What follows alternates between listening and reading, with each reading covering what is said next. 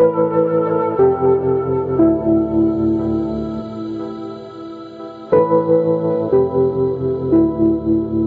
hope you had a fantastic evening last night, and today we have a lineup of inspirers for you. So we've already begun with a little bit of inspiration, and I'm going to start the day by talking about inspiration. But before I do that, I would just like to say a very brief word about Twitter. So for those of you who are using Twitter and who wish to live tweet the event, please do. The exchange will be very, very important, and I really count on you to make sure that the exchange we have here at Centifolia is all over the web, but also all around us. All of the ideas we can exchange will make all the difference. So our hashtag for today, for those of you who know what a hashtag is, it's #CFolia13. Okay? And I'm going to ask Eric, our wonderful graphic designer here, to draw us a little picture, Eric, with CFolia13, so that we have the hashtag a little bit later on this morning for you. Okay? Now, before we start with the other inspirers then, it's time for me to be the warm-up act. So I'm going to start talking about inspiration. I'd like you to take a moment just to think back, to go back in time and to think about your favorite teacher, or perhaps your favorite manager, or your favorite leader. Think about that person. What did they do for you that made them special? Just have a think. I'm willing to bet that what that person did for you to make them special to you is that they inspired you. And as a presentation specialist, for me, I take inspiration very seriously. Why? Well, because so seriously, in fact, that my job title is Chief Inspirer. Right? It's nice to be the boss, but you can choose your own title. But I think inspiration is so important. Why? Simply because to present well is to inspire your audience. If you take the responsibility to take your audience's time and their space in their minds, then you need to change them in some way. You need to change something in the way they think, the way they feel, or in what they do. You need to make them think, feel, or do something different afterwards. And you need to inspire that change. If you fail to inspire that change in your audience, then you've wasted their time. And you've wasted yours. So it's really important that you do inspire your audience. But so many presentations fail to inspire. And in fact, many of them don't even try to inspire. And that is a real disappointment. Most presentations just try to inform. And believe me, informing, giving information in a presentation is a waste of time. It just doesn't work. And I'd like to illustrate why this doesn't work. So I brought a few props here with me. So I'd like you to imagine that this sieve is the mind of your audience. Okay? And this sugar is all of the information that you might try to give your audience during a presentation, right? Packed full of facts and information. Let's see what happens, shall we? Okay. Well, there's not much left in there, and it doesn't stay. And what does stay, a little shake, and it's gone. We forget information. But if you want people to remember something, well, you can tell them a story. We heard some great stories yesterday. So these strawberries are stories, anecdotes, examples that you can give your audience. And you know what? These stick. We remember these. And if you want to get some information across to your audience, the best way to do it is to sprinkle a little bit of information on your stories, like sugar on strawberries, and then it sticks. But there's one thing even more powerful than this, because stories are great to make people remember things, but inspiration compared to stories is like this great big grapefruit, right? There is no chance that they are going to forget the inspiration. So, The big question, of course, is, what's the magic recipe for inspiration? Sadly, there isn't one. That's the bad news. But the good news is that there are 4 key elements to inspiration which you can use in your presentation, and I'd like to share them with you now. The first one is desire. You need to create desire. You cannot inspire without desire. You need to create a deep feeling of need in the audience for something to change. Something which is wrong or something which could be improved, but you need to inspire them to want the change. Not just mentally, but down here. You need to make them feel the change. Feel that something is wrong and needs to be fixed. Think of a famine relief appeal on television. What they don't say is there are millions of people dying of famine. Because that's factual. Okay, yes, it's a fact, but it doesn't make us change our decisions. It doesn't make us desire change. What they do is they will show real people, often children, real people with faces and names, and they will show us their terrible situation and make us feel a desire for a solution to their terrible situation. You cannot inspire without desire. So you've got to create that desire in your audience. And to do that, you need to be touching them emotionally somehow. Touch their emotions in a way which perhaps shocks them, makes them fearful, makes them afraid, or perhaps makes them ashamed, or hopeful, or amused, or full of marvel. But touch them emotionally in some way, and then you can get them to desire something different. But desire alone is not enough to create change. If you really want to create change, you also need to create an impulse. An impulse is so important because people wanting things to be changed, that's great. But if you give them the impulse, if you create the spark, then you can make them want to take the actions to make things change. There's a big difference between wanting to solve world hunger and actually taking steps to do it. So you need to create that spark.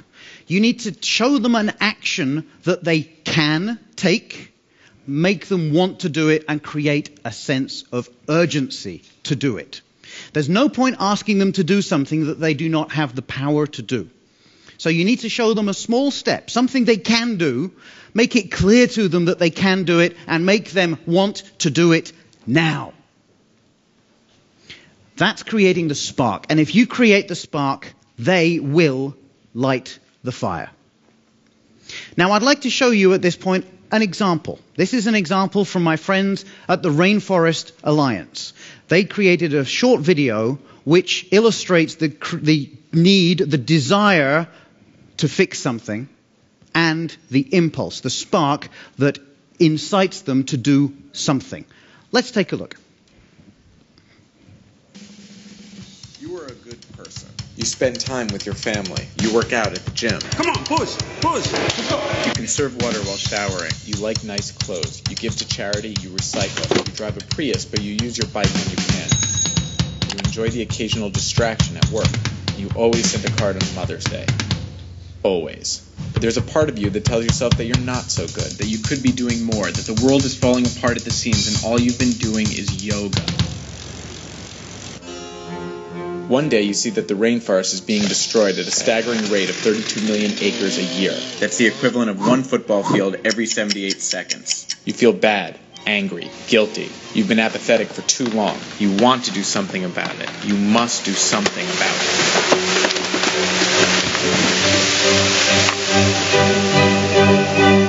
Well, this is what you're not going to do. I quit!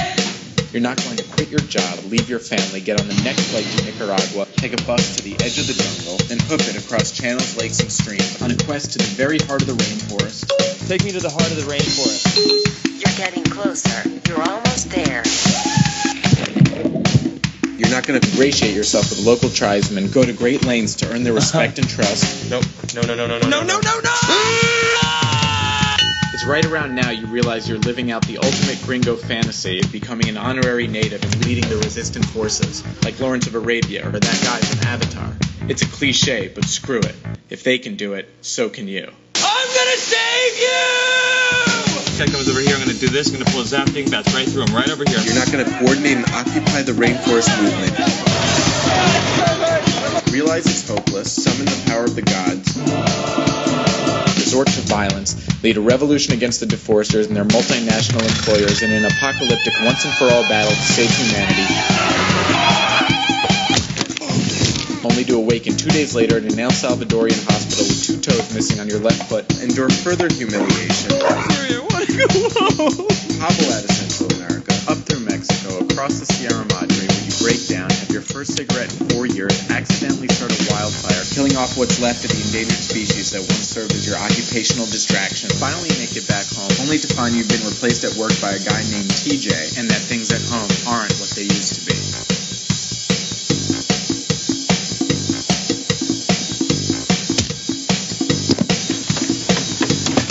You're not going to do any of these things, but what you can do is follow the frog.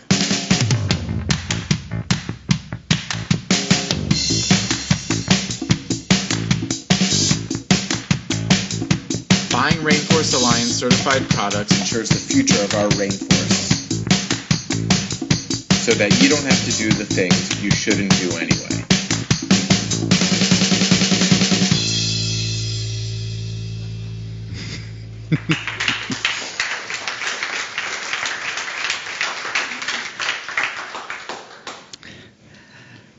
That is really creating the impulse. It creates the desire, but it also creates the impulse to want to go and do something. Something small, but something we can do. So, those are the first 2 keys, desire and impulse. The third, however, is also really important, and this is that you need to show them a vision. You need to show the way. You need to show them what the future can be like if they take the actions to change the world in the way you want them to change it. As an example of this, 50 years ago, Martin Luther King stood up in front of an audience in Washington at the March on Washington. And he spoke very eloquently about the terrible plight of his people. And he inspired a desire for them to have a better future. And he even inspired an impulse for many of them to stand up and do something to create that future and change things. But the part of his talk that everyone remembers is the way he set a vision for the future. I have a dream that one day our nation will rise up and live out the true meaning of its creed. I'm not going to give you the whole speech, but he, with his part, that I have a dream, he showed them a vision of what the future could be like and made them desperately want to move towards that vision. So that is very important. Desire, impulse, and vision. But all of that needs to be done within a suitable environment. Right? You need to have an environment for inspiration. It is very hard to inspire anybody in a boring, soulless meeting room or conference room. You need a situation, an environment where it's well decorated, it's warm, it's pleasant, and where we've had some wonderful stimulation like the music that we just had earlier on. Music is very important because it stimulates people's senses. And for those of you who had some guarana downstairs, that also will help. It's all part of the environment. But the environment is also your presentation. You can't stimulate people to inspiration in a situation where it doesn't work any more than you can grow flowers in the wrong conditions. So you need to create the right conditions. And you also need to make sure that your presentation is interesting. You can't just give them boring, soulless facts. You need to make it interesting. Avoid the typical death by PowerPoint. Avoid the typical death by reading, which bore people to death, as Catherine said yesterday. What we need instead to be doing is to inspire people in that environment. And for that, we need them to be awake. If they are awake, then they can be attentive. If they are attentive, then they're influenceable. So we need to make that happen. And that is how we make our audiences really love what we're doing. And that is how we create the environment for inspiration. So I'd like to bring these 4 keys together as a conclusion. So if you can inspire your audience to desire something important, just like the desire to win a race, if you can stimulate the spark, the impulse that makes them want to go and do something, like the starting gun in that race, if you can show them a vision of what the future can be like or what winning is like, and if you can do that in the right environment for inspiration, then you will be inspiring your audience to dive in, to immerse themselves in your subject, to actually go and create the future that you all want to create. There is no greater gift than to inspire an audience. And there is no greater gift you can give an audience than to inspire them to greatness. So, whenever you're presenting, always try to make sure you are not just informing, but inspiring. And to you, our audience here today, I say this: be open to inspiration. Listen not just with your ears, but with your heart. Aim not just to hear, but to feel. And when you find something, a future that you really desire to happen, something which stimulates an impulse for you to go and do something, and a vision for the future that you truly, truly believe in, then all I say to you is this: dive in. The future is yours. Be inspired. Thank you.